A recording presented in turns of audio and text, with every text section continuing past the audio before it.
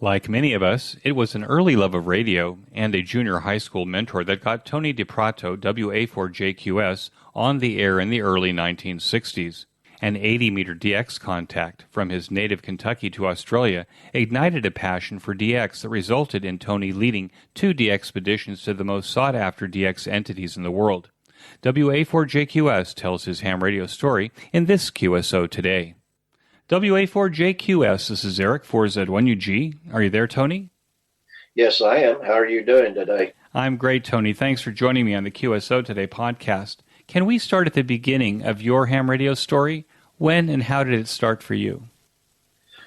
Well, I was about 12 years old, and I got a stomach bug, and I was at home for about 5 or 6 days. I missed right at a week of school. So I started reading and staying up late at night. And I had an old Admiral AM radio. I started tuning around at night, and I would hear stations, the border blasters out of Mexico, XERB and Wolfman Jack and those people, and KOMA in Oklahoma City. And it just fascinated me that I could hear stations that far away. Well, went back to school, and I was taking industrial arts, and the teacher there in the class I didn't know was a ham. Till one day he brought a Night Kid R100 and a Globe Scout into the classroom, set it up, and hooked an outside antenna up and started tuning around on the receiver. And I was just amazed. I was hearing people all over the world, and I just thought that was so fantastic that he could sit there with a microphone in front of him and talk to someone 10,000 miles away with another microphone sitting at their home. And that was how I got interested. I just fell in love with it. It was love at first sight. And he let us play with the radio during our lunch hour. Was there a radio club or a radio station? I'm assuming you had antennas on the Industrial Arts Building. Was there an active group there at the school? Well, he started a group. We got together, those of us that were interested, and we went up and put antennas up on the roof of the 3-story building. Of course, he had to get the principal's permission. And we formed the first radio club at Somerset High School, and it was WA4FVC, Frank Victor Charlie. And there was 8 of us that were members. And unfortunately, I'm the only one that's still living. Really? Yeah. I'm sorry to hear that on the one hand. On the other hand, it's nice to hear that you're the one. Okay, well, that's very interesting. Now, I was looking at your QRZ page, and you mentioned that both your parents were also hams. Did this come later? Yes, it did. One of the guys that was interested, actually, he lived 2 houses down from me. His mother started looking for someone to teach us the theory, and there was a couple dispatchers at the local railroad station, and which is about 1.5 miles from my house. And she got Marion B. Johnson, K4RHE was his call. The industrial arts teacher was K4UNE, Art Calhoun. But he come down 3 days a week, Monday, Wednesday, and Fridays after school. And we would have 2.5 hours of theory. He had us buy the old Amico theory book. And then we'd have 30 minutes of code practice. And it took us probably about 3 months to go through the Amico book and get our speed up to 13 words a minute. So this was a general class Amico book. Right. At that time, I don't know, I don't even remember if there was a novice book, but this book was about 1.5 inches, 2 inches thick. And we went to Louisville and took the test, me and my buddy down the street, and we both got our general.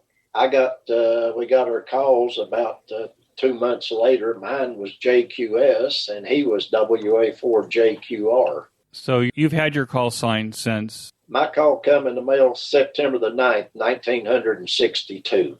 Wow. I'll never forget. I got mine. His mother was the postmistress, and the post office is across the street. I got mine 3 days before he did in the mail. How old were you? I was 15 years old. I'm sure that was so exciting. Oh, it was the most exciting, one of the most exciting days of my life. Now, were you ready for it? Did you have a station at home ready to go, waiting for that license to come in? When my license come in, I'd been cutting yards and selling newspapers and a little bit of everything, trying to save money. Dad took me up to a local radio and TV shop, which was run by Ham, W4KRY. And he had been a ham since Kentucky was in the 9th call district. He had a Globe Champ 350 Alpha and an SX101A receiver that were used. And I was about $150 short. Dad ended up going the extra mile for me and buying me those two. I had 250 watts of AM and a 108-foot trap dipole between the house and an oak tree in the backyard. And that sounds pretty amazing. Now, so where did you start working? Which bands were your favorites? I started on 80 meters, and I was amazed. I remember sitting one night calling CQ, and a guy come back from Alabama, and he said, "I like your call, WA4JQS." He says, "The local radio station here is WJQS." I started on the 80 meters, and my mom and dad would come in and they'd listen to me.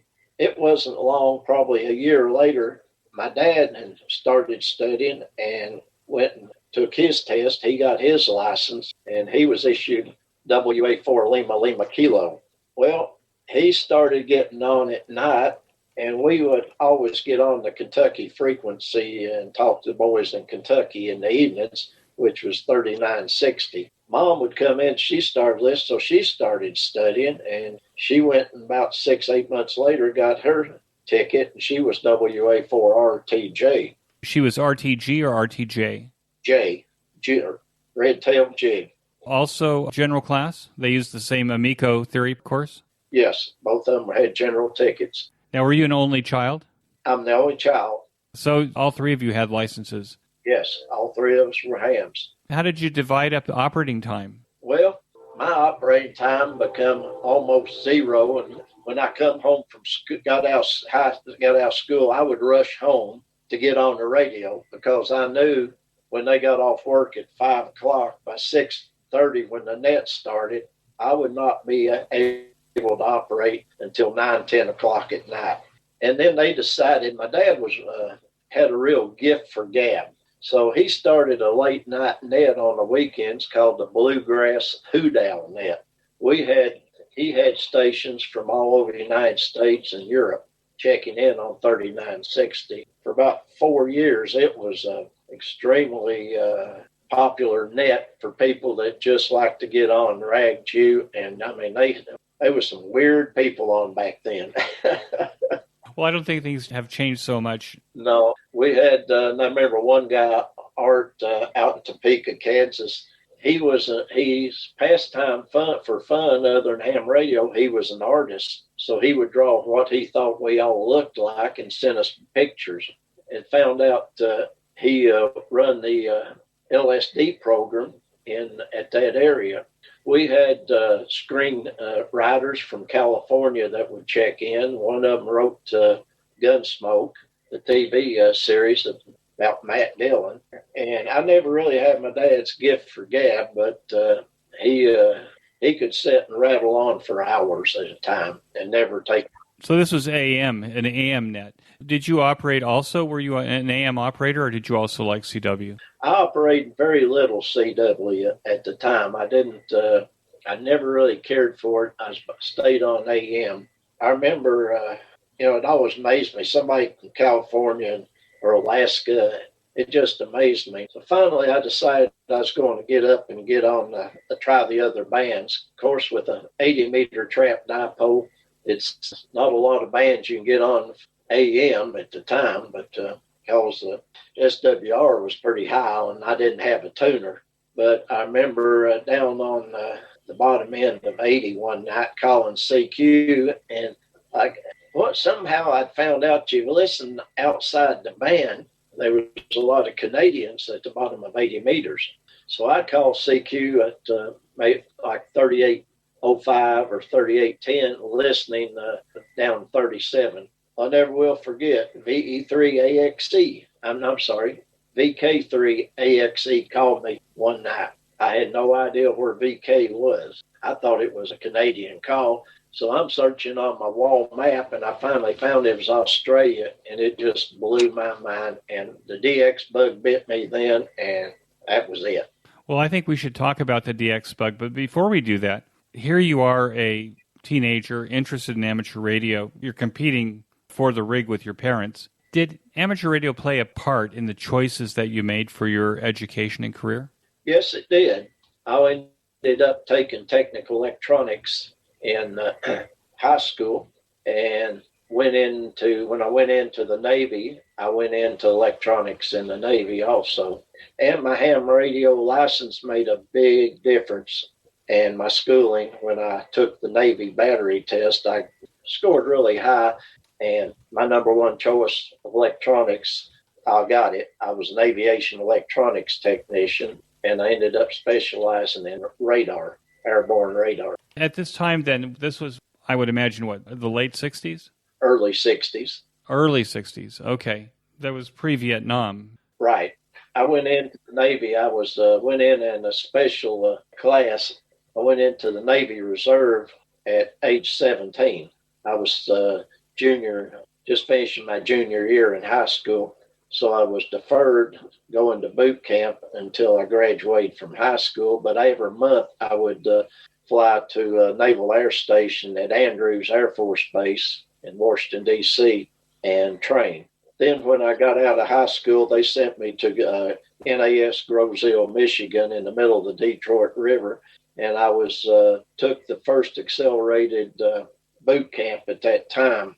And I was in boot camp for 3 months. When I come out of boot camp, I come out as an airman or an E3. Just curious, when you were at Andrews, did you ever see what was Air Force One in those days? I saw Air Force One a number of times across the field. The Air Force base was on one side of the runway, and the Naval Air Facility was on the other side. Now they call it Joint Base Andrews, but back then it was NAF, Naval Air Facility Andrews. That would have been President Kennedy. Yes. I think that Air Force One was, what, a 707? I believe it was 707. That airplane is in Dayton at the Air Force Museum. That's what I understand. I've never seen it, but I understand that's where it's at. Yeah, I've walked through it. It's actually, for anybody that goes to Dayton, when the convention comes back, they should also make sure they visit the Air Force Museum there, because all of the older Air Force Ones are there. Okay, so here you are in the Air Force as a aviation electronics technician working on airborne radars. What happened after that? Actually, I was in the Navy. Sorry, the Navy, yes. Yeah. We forget that the Navy has airplanes. Right. A lot of people forget. After I graduated from boot camp, the Navy sent me to NATC Memphis, which is Naval Air Training Center in Memphis, Tennessee. And I went through B school, which is electronics school. And after I got through B school, I stayed there and went into radar. The radar was called an APS-82, and the aircraft was a Grumman E-1B, which was actually the first AWAC. When I got out of B school, I stayed there another 6 weeks and took various other schools. And when I graduated, I come home. I was home for about 2 weeks, and then I got sent back up to D.C. This time they put me at the old Bowman Field at Anacostia and waited for orders. For some reason, I was there for 3 months waiting for orders. And when the orders come in, there was 2 of us that were electronic technicians in the radar. And by flip of the coin, the boy that was with me got sent to Guam, and I got sent to Airborne Early Warning Squadron 121, Detachment 9 at NAS Norfolk, which is a USS Essex aircraft carrier. So I spent a lot of time on aircraft carriers. working on the radar equipment in the AWAC. And now this message from ICOM America. ICOM has the base station of your dreams with the IC7851, the IC7610, the IC9700, and the IC7300 SDR transceivers. ICOM's transceivers are top of the line and are the first choice of contesters across the globe. Robust base stations like these cut through the pileups, letting you work the bands and record those contacts. Keep up your competitive contesting edge with ICOM. You've heard it, worked it, logged it. The ICOM IC7851 gives you a new window into the RF world, and with faster processors, high input gain, high display resolution, and a cleaner signal, it is truly the pinnacle of HF perfection. It includes dual receivers, digital IF filters, memory keyer, digital voice recorder, high-resolution spectrum waterfall display, enhanced PC connectivity, and an SD memory card slot. The IC7610 is the SDR wanted by every ham. This high-performance SDR can pick out the faintest of signals even in the presence of stronger adjacent signals. The ICOM IC7610 is a direct sampling software-defined radio that will change the world's definition of an SDR transceiver. RF direct sampling system, 110 dB RMDR, independent dual receiver, dual digicell. Create your own band opening with the ICOM IC9700. This transceiver brings you direct sampling to the UHF-VHF weak signal world. This all-mode transceiver is loaded with innovative features that are sure to keep you busy. Faster processors, higher input gain, higher display resolution, and a cleaner signal. It has a 4.3-inch touchscreen color TFT LCD, real-time high-speed spectrum scope and waterfall display, smooth satellite operation with 99 satellite channels, dual watch operation, and full duplex in satellite mode. The IC7300 changed the way that entry-level HF is designed. This high-performance innovative HF transceiver has a compact design that will far exceed your expectations. Again, it has RF direct sampling, 15 discrete bandpass filters, large 4.3-inch color touchscreen, real-time spectrum scope, and an SD memory card slot. Go to icomamerica.com/amateur to find the ICOM dealer nearest you. And when you buy that super ICOM rig, tell the dealer that you heard about it here on QSO Today. And now back to our QSO. And how was that in those days? Was an aircraft carrier an interesting place to be? Yes, it was. At that time, I was on the oldest aircraft carrier in the Navy, and she had been she was a World War II aircraft carrier. Down in the hangar deck, there was a mural that had been painted along the wall that showed all the ships that had been sank during World War II and all the battle ribbons she had received, and she was called the oldest and boldest. And it was a job. You just had to look at it like it was a job. And actually, I loved it. I didn't have a problem because I was in the shop working on the radar equipment, and I would be able to go on and signed up for flight crew. So when I didn't have anything to repair in the shop, I flew as a radar operator on the AWAC. And were you operating ham radio from the aircraft carrier in those days? Yes, I did. When I was at, it's an interesting story, when I was at home port, we weren't at sea, I went over and joined W4JQS amateur radio station in AS Norfolk, and I met another ham there. He was a full commander, William Patty, W1CHQ, and we become friends, and I ended up becoming the station manager of NAS Norfolk. And one night he told me, he said, "Tony, I'm going over, there's a meeting here across town. Won't you go with me?" I said, "All right." So I can't remember Ray's last name or his call, but we went over to his house, and Chaplain Robinson was there.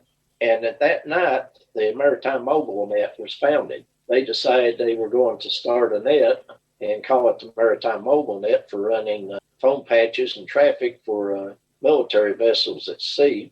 Right after that, I went back to sea, and I had a Collins S-line set up in the forecastle in the front of the Essex, and I operated WA4JQS Maritime Mobile off the USS Essex when I was at sea. Run a lot of phone patches from the Essex during that time. Now, was the Maritime Mobile Net part of Mars? I mean, were you part of any Mars operations? No, it was never part of Mars. It was always just an independent net like any other net. But it was started out specifically for running maritime mobile traffic for U.S. servicemen at sea. And then they would pick up merchant vessels or anybody after they run the military. Now, was the Collins S-line standard equipment on U.S. Navy vessels? Collins was standard equipment, and most of your naval air stations that had ham radio clubs, they were either fully stocked with Collins or Hallicrafters. When I was W4ODR NAS Memphis station manager there, I had 2 rooms of Collins S-line and 2 rooms of Hallicrafter SR2000s. Beautiful radios. They're still beautiful radios. Do you own any Collins right now? I don't own any Collins other than a receiver that my dad bought and a 75A2. He bought new. But I do have a Hallicrafter sitting in front of me here, an SR400 Cyclone that have been restored by W4OP. Oh, that's pretty amazing. Okay, so what happened after the Navy? Where did you end up settling out? After I got out of the Navy, I come back home, and I ended up staying home. Went to work for the state tow facilities, providing security and electronics. Started out doing electronics, wiring up tow facilities. We had tow roads in Kentucky at that time. We were building them all over, and we were integrating automatic tow systems, stepping chain relay computers, which was mechanical computers, all it was, and it was made up of multiple hundreds of relays. And IBM was just come out with their what they called a System 7. So I was with the group that put together the first completely computerized tow system in the world. You're talking about toll roads and toll bridges, things like that, right? Yes, you paid to travel the roads. There was like 9 toll roads in Kentucky at one time. And when we finished the Cumberland Parkway, went from Russell Springs, it ended here in Somerset, and it went to Bowling Green. It had the world's first completely computerized tow system, it was actually a computerized traffic control system. We could tell you if you was entering the road, exiting the road, how many axles your vehicle had. If you backed up through a toll plaza, when you threw your money in, we could tell you the denomination, how many pennies, nickels, dimes, quarters you threw in. And they came from Germany and a couple other countries during that time to look at our installation because they were going to incorporate them overseas. If it happened, I don't know, but I remember giving interviews to some of the people there that were interested in putting the toll roads Europe. I'm just curious. How did they know the number of axles in a vehicle? Were they using like wire loops in the ground under the road? We had what we called a treadle, and it was a big rubber mat that was set in concrete. And when you drove over it, there was 3 plates on it. And when you drove over the plate, it made a contact that pulled a relay in the building. And if A relay pulled, then B relay pulled, you were driving forward. If B pulled, then A, it would snap relay C, which said you back up. And that's basically how we done it. And then we would send a pulse to the computer. It said relay B pulled, so they went forward. Relay C pulled, so they backed up. At the time, it was pretty complicated, but now looking back, it kind of is pretty simple. But we spent nights on away from home. There's 6 or 7 of us worked on it, and we'd try to figure out how to make this particular thing work that we need to get going tomorrow. So, were you pretty good with a relay burnishing tool? I learned to be very good with the burnishing tool, and these relays, and they had fine wire that went in it, and the contacts were actually wires. You would have to, I carried boxes of 1,000 little wires, about an inch and a half long, and I would have to pull the burnt ones and bad ones out and put them back in the back of the relay. It was tedious. I think for the listeners, what we're talking about is that anytime those relays made a contact, sometimes if there was any current on that contact would spark, right? Yes. And it would put a little bit of charcoal or something on the contact. And so a burnishing tool was used to kind of like an emery board. It was used to kind of clean that contact so that it made a nice low resistance contact.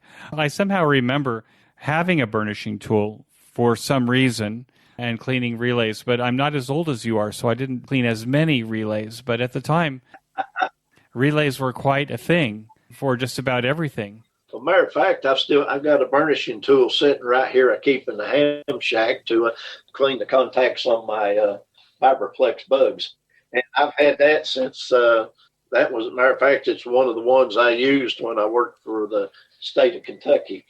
So let's go there. How was it that you were using a Vibraplex bug for the state of Kentucky? Did you change jobs and move into communications? No, actually, when I left electronics, I'll be honest with you, after the 10 years I was in the Navy, in about 6 years, I started getting burnt out because I was gone from home all the time, traveling and building these toll roads and wiring them up. And we had like 80,000 connections per plaza, and there was 3 plazas per toll road.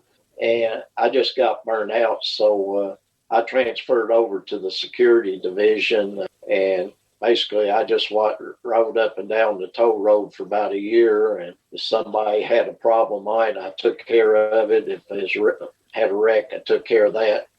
And we we'd lay in the fields over and binoculars and watch the toll plazas, and we could tell. We had a unit that we put up on that lit up different colors. There was a box on top of each lane of the toll plaza, and we knew what button and for how many axles that each toll attendant would push, because it would light up a sequence of lights above the box, in the box above the toll plaza. We would catch people listing a tractor trailer as a car, and they would pocket $3 for every time they done that. And back in the 70s, $3 was worth a little more than it is today.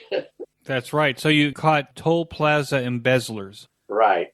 So you mentioned that the DX bug bit you. How did the DX bug bite you, and then what happened? Well, I remember I was on 80 meters, and I would go down trying to work Canada, and I'd go down the low end of 80 meters, and I would call CQ and listen below 3,800, and a VK3 called me early one weekend morning. It's probably like a little after midnight on the weekend, and of course I was still in school, so I didn't get to stay up late except on weekend. But I just could not believe I was able to talk to someone on an island out in the middle of the Pacific Ocean. So I thought, well, if I can do it, I'm going up on 20 meters. I'm going to try some of the other bands. And I had a trap dipole, so I didn't have a lot of signal. But I guess the thing that really blew my mind was I was up on 20 meters calling CQ about 14,210. And I heard this guy call me. I'd called for probably 5 minutes and no replies. And it was, I heard 8KF, and then I heard V. I'm thinking, must be VE. And I heard negative. And it ended up being a VP8 in the Falkland Islands. And this absolutely, it started my whole DX career right there, working the Falkland Islands. And here I am, 16, 17-year-old kid. I'm looking at the map trying to find where are the Falkland Islands. Excuse me. And I look down off the coast of Antarctica, and I see Falkland Islands, South George, South Sandwich. And I remember to this day sitting there and thinking, South Sandwich Islands, what is there? Who's there? What do they do? What kind of weather? I want to go there. And I thought, I'm going there someday. And I was 17 years old. So you really got bit by the bug. And so what happened after that? After you were working for the state of Kentucky, did you become more active in DX at that point? I became more active DX, and I ended up buying, at that time, ended up buying a little HR and HX20 that got me on sideband as a kid. And I started working a little bit more DX. I had a whole 20 watts of sideband, so I was able to work more. But during my time in the Navy, I traveled around a lot, and I was net control for the Maritime Mobile Net from Naval Air Station Norfolk. And I got back into CW because I would tune around the bomb in the CW 20-meter band, and I'd hear all these Russians. So I got back into CW and slowly got my speed up and working Russians on 20 meters. So about that time, I started playing with equipment in one of the other rooms. I thought I'd go over next door at the other end of the barracks building where we had the radio station was the logistics that set all the schedules and the transportation for all the troops. They had lines and lines of teletype units. And I'm talking to the guys in there, and they're radio operators, and they're sitting there, man, you're printing out all this. How do you do it? And I got into that too. So I ended up getting started on Rtty when that kind of took over a phase of my life there too. So you would actually work DX on Rtty? Yes. We're using one of these, like Model 19s? Model 19 was what it was with the reperf unit. And to this day, I still have my CQ tape that I used back in the mid-'60s. Kept it. It's in a little plastic box that I used to put in and run CQ WA4JQS. Do you run Rtty now? Now be a digital mode that you could actually run, using a computer, but in those days you were using a Model 19 teletype. Do you still run Rtty? Yes, I do. I love Rtty. Do some of the digital modes. They're not my favorite modes, but it's still ham radio. But if there's a Rtty contest on, I will try to operate if I can fit it in my schedule. Matter of fact, I just operated the Bart's contest last month and the couple others. Well, I've never really spoken to anybody that's like really big into Rtty. What do you like about Rtty compared to, say, some of the other digital modes? I like the challenge that it's harder to make a DX contact on Rtty. Pretty much this day and time on the digital modes, FT8 and those, you can work a station that you can't even hear. It's more or less the challenge, and I guess I'm old school. I just like the sound, and I always like the smell of the hot oil and the Chad all over the floor. Well, it seems to me that I guess you'd have to use like a hot plate to burn the oil now if you're using a computer, right? So you have that smell without actually running the teletype. I'm curious, though, is the reason that it may be more difficult to make a contact because there are less Rtty operators these days, or is there still a big contingent of Rtty operation? Sadly, there's not as much activity on Rtty as there was probably eight years ago. I remember back in the 80s and 90s, we had message boards and auto start Rtty stations that run on high speed 78 words a minute, not instead of 45 baud. They'd put the message boards up on the high speed. Keyboard to keyboard, and just regular QSOs was at 45 baud. And I always loved it hearing a DXpedition that would get on Rtty, because that was a challenge to work a DXpedition on Rtty. It wasn't hardly anything to work them on sideband or CW, but it was a challenge, and you had to have some skills. And work at it to work on teletype.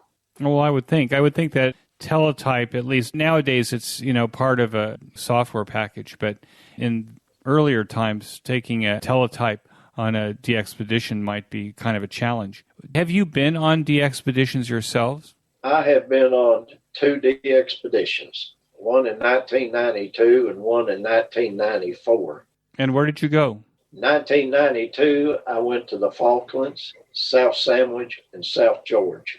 1994, I went to the Falklands, Peter I, and back to the Falklands. Let me take a quick break to tell you about my favorite amateur radio audio podcast, and that's the Ham Radio Workbench podcast with George, KJ6VU, Jeremy, KF7IJZ, and it now includes Michael Walker, VA3MW, where they pursue topics, technology, and projects on their ham radio workbenches every 2 weeks. The group documents their projects and makes circuit boards available to their listeners. They have interesting guests and go in deep.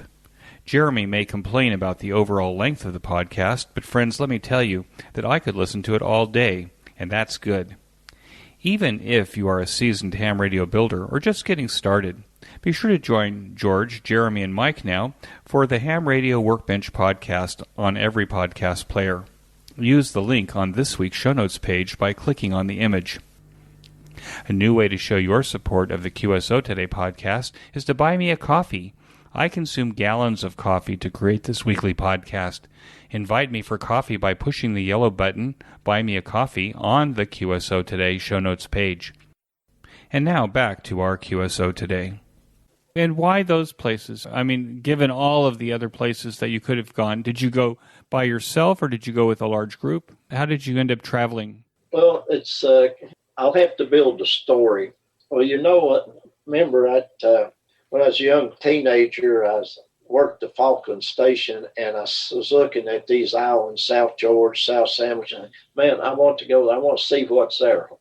My curiosity got the better. Fast forward to 1986, 87, I was getting on 40 meters working DX, and I run across the net one morning on the weekend, and AA6BB and Kilo Alpha 6 Victor, Jerry and Joni Brinson were net controls on it, and it was a 40-meter DX net. Well, I never was much for DX nets, but I listened and I thought, man, they're really working some good DX on 40 meters, and it's very well controlled. I said, and no one's helping the operator get the report. It was, if they didn't get it right, sorry, you didn't get it. Excuse me. So I checked in, and at that time I was QSL manager for 6 or 7 VP8 stations in the Falklands. I had got to where I was talking to them and become friends with VP8PU and VP8WA, and I would get parts for them and send them down, help them buy crystals for the inter-island radio, because they was using 2 megahertz as the inter-island communication frequency in the Falklands. Back then they didn't have landline. It was everything in schools and everything were on via basically ham radio on 160 meters at 2 megahertz. Jerry and me and Joni, we become friends. We built up a friendship over a couple months, and they asked me one night, said, we're going to be out of town. You care to call the nets? So what started out as 1 or 2 times ended up I started net control on the weekends. They were talking one time about, found out I was QSL manager for the VP8s. So I talked a couple of the VP8 boys into coming up and checking in on the net on 40 meters. I told Jerry sometime, well, I'm planning on going down and visiting Peter and Emily and some of them next year. Well, why don't you just go down there and operate? Well, I could do that. Well, that started a snowball. Somebody said, well, why don't you go to South Sandwich and put it on, or South George? I said, South Sandwich is way up on the list. We need some. I said, well, I can probably do that. I had started to go down earlier and the Falkland Island War broke out, so we canceled it. But I said, well, I can do that. So I started checking around and talked to Peter about it. He said, well, we can get you licensed, but you have to get your visa through the Falkland Island desk in the UK. I'm thinking, well, how am I going to get to here and there? And pretty soon I figured out, well, this is going to be a major undertaking. So I had been talking with Terry Doopson out in California and a few others. And Jerry and Joni decided to say, well, we'll be the QSL manager if you can get this together. So I started writing letters to companies to get support and clubs to get backing. And we got a bunch of operators together. We started raising funds. And there was a guy in the UK named Harkin, and he was over the desk at the time that gave you visas to the Falklands. So we become friends, and I got visas for everybody to go to the Falklands, and ended up putting on DXpeditions to South Sandwich Island, Victor Papa 8 Sierra Sierra, India. And at that time, it ended up being the number one most wanted country. And it was basically ended up being the first mega DXpedition. As you say, it snowballed into an idea that kind of got going, and now you're running a big DXpedition. How much money did you raise in order to do that DXpedition? We raised, the ship alone was $108,000. And in 1992, that was a lot of money. And where did you get all the radios? I would write these companies and tell them what we're doing. We've got the landing permission. We've got this. We've got that. We've got Peter Short, VP8 Whiskey Alpha in Stanley. He worked with the postmaster there and guaranteed us, got our license, everything filled out. And copies of our visas were sent down. So he got us all the licensing problems worked out. All we had to do is walk in the post office, present our ham license. They issued us our VP8 calls. And I wrote to different companies. Well, one after by one, the big companies turned me down. But Wayne Yoshida was the USA manager for Kenwood at the time. He took a chance on me and said, I'll provide you equipment. So he provided us with 5 stations. Gap Antenna provided me with the verticals for 160 meters, and Cushcraft provided me with all the other antennas. And there were so many people, and we got them all, managed to get all the helpers put on the QSL card. And the DX Foundations, after equipment companies sponsored us, the DX Foundations just started, all except Northern California. They were the last to come aboard at that time. And they finally, one of the guys that Ralph Feeder got them, and Marty Lane got the California DX Foundation to come aboard.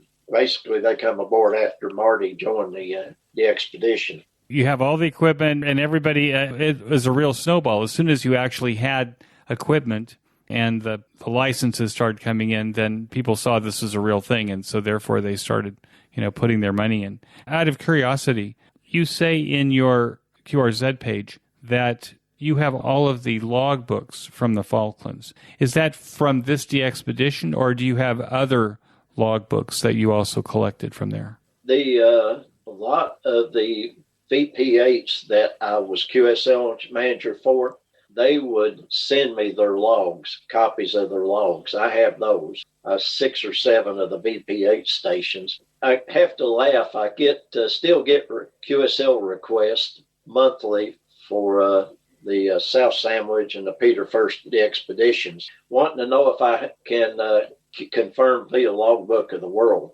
There was no Logbook of the World in 1992 and 1994. It was just being started and thought about. Computer logging was really in its infancy, and we had so many crashes on the laptops that we took that we, during the trial period before we left, that we decided we're going to hard copy all the logs. So all the QSOs actually are on paper logs from both DXpeditions, all 58,000 from South Sandwich, and I can't remember the exact number from Peter First, but all the QSOs were made in the Falklands and South Sandwich, South George, Antarctica. They're all on paper logs.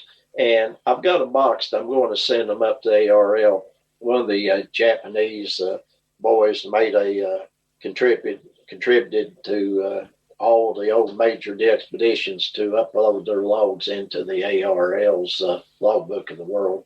And every time I get ready to send them off, I'll get 5 or 6 requests. So, and then I've got to dig through them. So pretty soon I'm just going to have to go ahead and send them. So, Tony, I want to make sure that I'm hearing you clearly. What you're saying is that you still have hands that worked these DXpeditions back in 1992 and 93 that still want confirmations? Oh, yes. I just filled out and put in the mail yesterday one for BP8 SSI and one for a request for 3Y0 PI.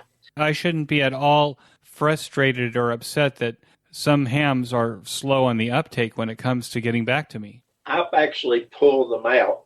So many hams have changed their calls, and I have one or two I've got a QSL for their new call. I will not QSL that new call. That's not the call you worked us under. You want to send me your call that you worked us under, that's the one I QSL. Because I go back through, pull those paper logs out and go through 58,000. At least I know the paper logs are marked by the date, starting day and the ending date that we started that log and we ended that log. So it makes it a little easier, but I've still got to run through 10 or 15 pages for each log. Well, that's amazing. What's the rig now at your QTH? The rigs I'm using now? Yeah, what are the rigs now? Well, I went to solid state. I've got a Kenwood TS950 SDX. I've got a Kenwood TS870, a Kenwood TS850 SAT. Those are my Kenwood 480 HX that I use on 6 meters. So you're a Kenwood guy, and can you blame Wayne Yoshida for being the Kenwood guy? You're just a loyal guy now. Wayne Yoshida and Paul Middleton, who took Wayne's position after Wayne left. I become a Kenwood guy. They had faith in me, so I've always been a Kenwood guy. After the DXpedition, before that, I was a Drake man. I restore old tube-type radios, and you can't see the shack, but I'm looking at also use the Howcrafters SR400s. I've got 2 Drake B lines, 2 Drake C lines, a Drake TR7 line, a Drake TR4CW RIT.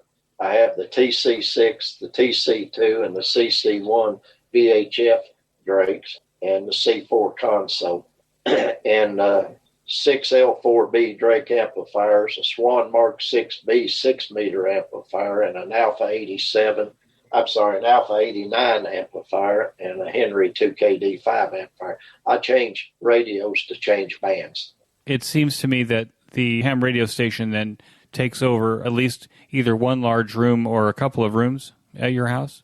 Would you believe when my mother passed away, she was a beautician. She has a 800 square foot building that her beauty shop was in. That is now a radio room. Away from the house? It's a separate building about 100 feet from the house. It's actually a house that she planned, that she built and had her beauty shop in, which she had 4 people working for her. When she got sick, passed away, I took it over and moved my Radio Shack out into it. And I've been collecting and restoring old equipment for 20 years. So what's on the bench right now? What are you working on? On the other side of the room, there is I've got an AC4 Drake power supply that I'm updating. And there is a Drake C line in there, an R4C, that I'm dating with all new crystal filters and roofing filters from Noble Radio. Good friend of mine, Frank, that owns Noble Radio. We've been talking for about a year. I've got him into designing updates for the Drake tube type radios. He's got a lot of things coming out. It's going to bring the Drake C line into the 21st century with DDS, digital readout, VFO, computer interface. Pretty soon I'll be able to do everything with my Drake C line that I can do with that you could do with a K4.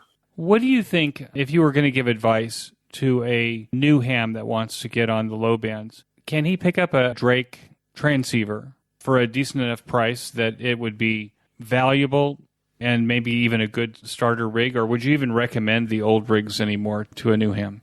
That's a tough question, Eric. I'm going to may ruffle a few feathers with my answer, but I'm an honest person. I'm going to be honest about it.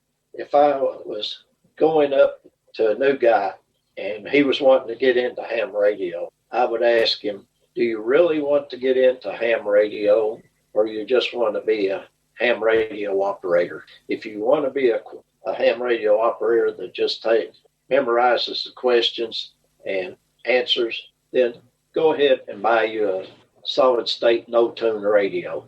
If you want to be a ham radio operator, get a MECO theory book. They're still prevalent today.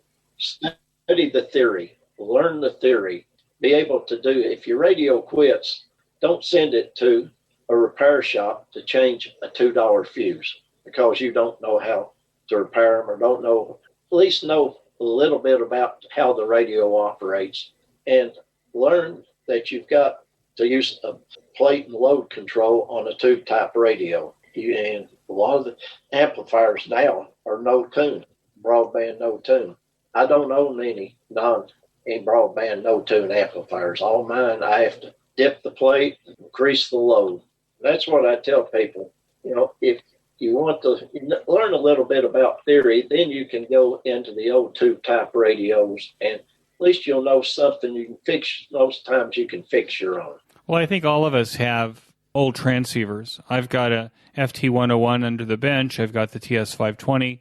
There are times when I think that I want to give, a radio away to a relatively new operator. But then I'm thinking maybe I'm not doing them a favor, because it'll get them on the air if they can get it working, but it's more complicated. And maybe I'm thinking that maybe complicated isn't a good thing. That's kind of why I'm asking the question. Well, that's the way I feel too. I'm a VE. I've been a volunteer examiner since the course first come out. I probably taught theory to over 200 hams in my lifetime. And I never taught question and answer. I always taught theory. I said, stick with me. It's going to take a month, maybe 2 months to get through this class. But if you go take this class too, then I guarantee you that you'll get a general class ticket, and you'll know how to repair your radio, how to build an antenna. You don't have to go out and spend $100 buying a dipole antenna when you can build it for $15 worth of parts. My youngest general was a 7-year-old girl. My oldest general was a 90-year-old man, and they both knew theory after the class. I taught how to calculate parallel and series resistors, parallel and series capacitors, inductance. They learned Eli the Iceman. They knew the code for resistors. They could, little things we picked up in the service, like Eli the Iceman, for leading, lagging voltage and currents and inductors. And I see all these new guys, and it's nice to get on and talk, but I've watched them lose interest over the years. And it's sad, because anything you have to work for, or you put a lot of time and work into, you tend to stick with it. Things that come easy, people, human nature, they just don't stay with it. They don't value it. There's very little value to it. I've got a guy now that's got his license. He's wanting me to help him get radios. Well, I'm not going to put him into tube type radios or anything, because basically his theory's not. He doesn't know the theory. And I told him, I said, if you'll sit down and learn the theory, or I'll help you learn the theory, I'll teach you how to operate a tube type radio. So if he's agreed, he wants to learn a tube type radio. I said, well, come here. I'm going to teach you how and the principles of it and what you're doing. And so you at least know what you're doing. I said, we'll take it from there. What's the antenna system that you have on top of your 800 square foot house? Well, I used to design antennas. I built my own 4-element cubicle quad. Up until last year, I run a 4-element cubicle quad on a 30-foot boom. And quads are great. It's one of the best antennas. I worked things that no other people, when I heard the station, no other people here in town never could not even hear with the big arrays.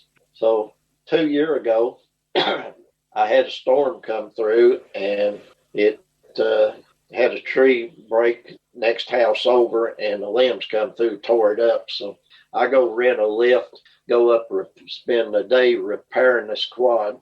2 days later, we had another storm come through, and the rest of this guy's rotten tree tore my antenna up again. So I called the ordnance man here in town, and I told him, I said, need to come over and have this man take his trees down. So we got that tree took down. And I said, I'm 74 years old. I'm too old to keep climbing, going up these towers and working on these things. So I called Gary, and I had him up Mosley, and I had him put me together a Pro 57B. So now I've got a Pro 57B on one tower.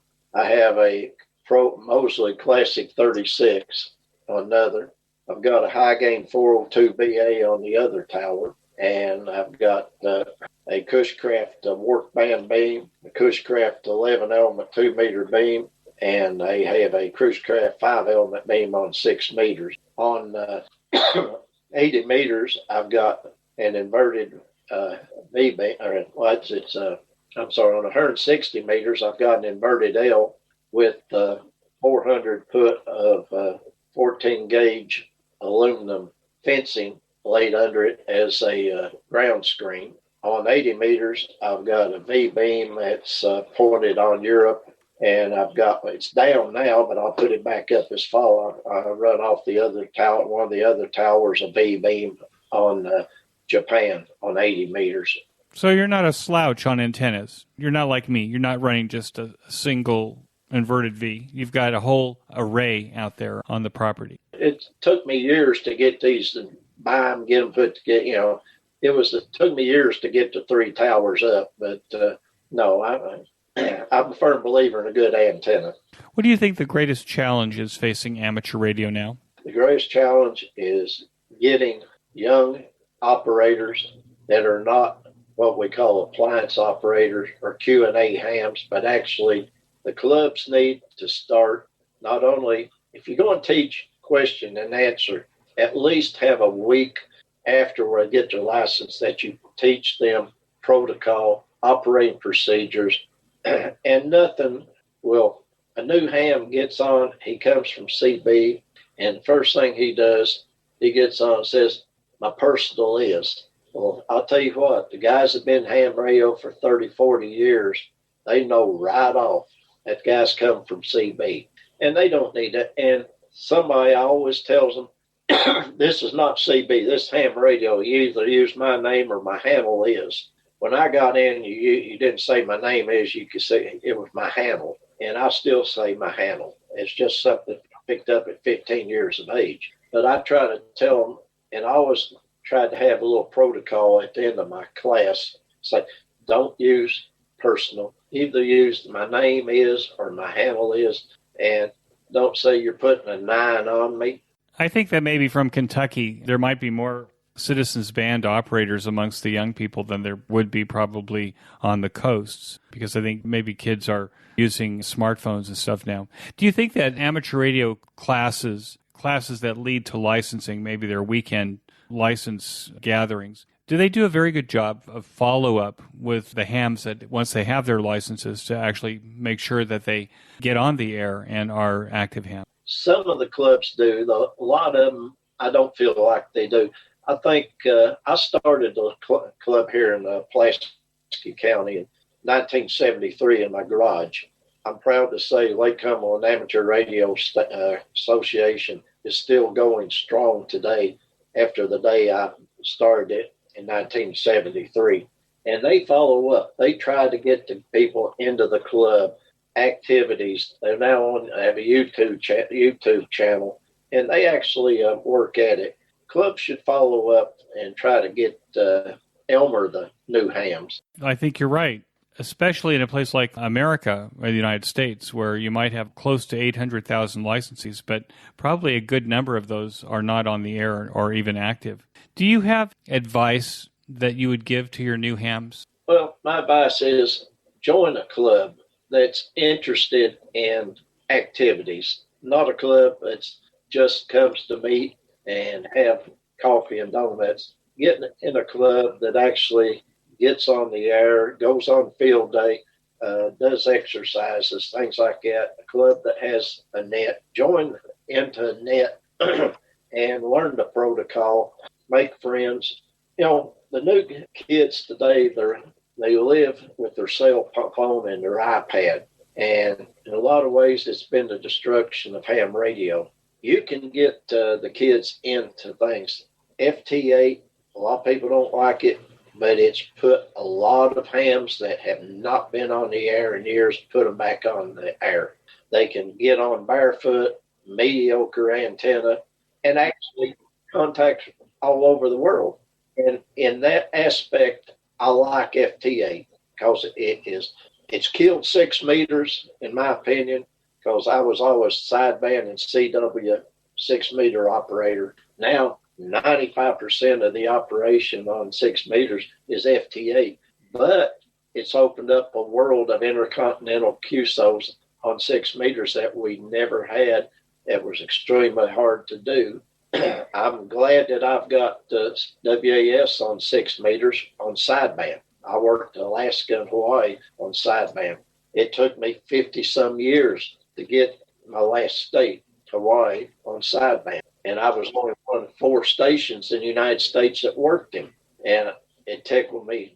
But now on FT8, I've already worked Alaska and Hawaii on 6 within a year. Tony, I want to thank you so much for joining me on the QSO Today podcast. This has really been fun. I'm happy to hear about your 800 square foot ham shack and all of the lines that you have there. So with that, I want to thank you so much for joining me and wish you 73. Well, I thank you very much, Eric. It's been a great pleasure. And, you know, I guess I've got to say, I'm not the average ham when it comes to equipment. My mother always told me, son, drive everything into the ground. The ham radio is a passion with me. It's been a love since I was probably 14 years old, started studying, and probably goes back to my SWL days of 12 years old. And some people say I'm OCD, which I probably am, but I just love to look at radios. I love to operate radios, and I love to talk to people all over the world, and I expect to have a QSO with you on the air before long. Well, I hope so too, Tony. And I think that the QSO Today audience are people that also have the same feelings about radios that you do. Thank you again so much for joining me on the QSO Today podcast. Thank you very much, 7-3s. Have a great evening. 73, Tony.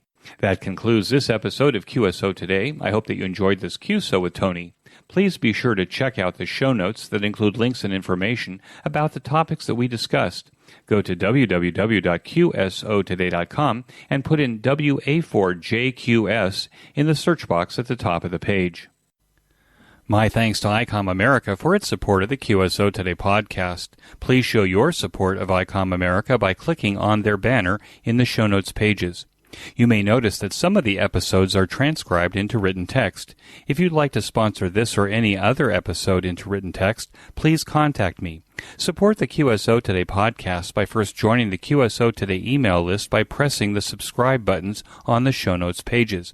I will not spam you or share your email address with anyone. Become a listener sponsor monthly or annually by clicking on the sponsor buttons on the show notes pages, or use my Amazon link before shopping at Amazon. Amazon gives me a small commission on your purchases while at the same time protecting your privacy. I'm grateful for any way that you show appreciation and support. It makes a big difference as I head towards episode 400. QSO Today is now available in the iHeart Radio, Spotify, YouTube, and a bunch of other online audio services, including the iTunes Store. Look on the right side of the show notes pages for a listing of these services. You can use the Amazon Echo and say, Alicia, play the QSO Today podcast from TuneIn. My thanks to Ben Bresky, who edits every single show and allows both this host and my guest to sound brilliant. Thanks, Ben. Until next time, this is Eric, 4Z1UG, 73. The QSO Today podcast is a product of KEG Media Inc., who is solely responsible for its content.